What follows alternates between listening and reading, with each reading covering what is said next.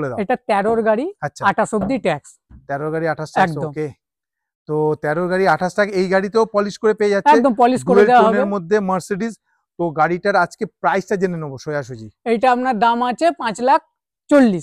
5 লাখ। আর এটা তো দাদা যদি মানে ধরো যে আরো যদি নেগোসিয়েশনের, হ্যাঁ হয়ে যাবে, কোনো অসুবিধা নেই। একদম অসুবিধা নেই, দাদা চালাবে। একদম একদম নাম ট্রান্সফারের পয়সা দেবো না? না, নাম ট্রান্সফার ফ্রি। নাম ট্রান্সফার ফ্রি।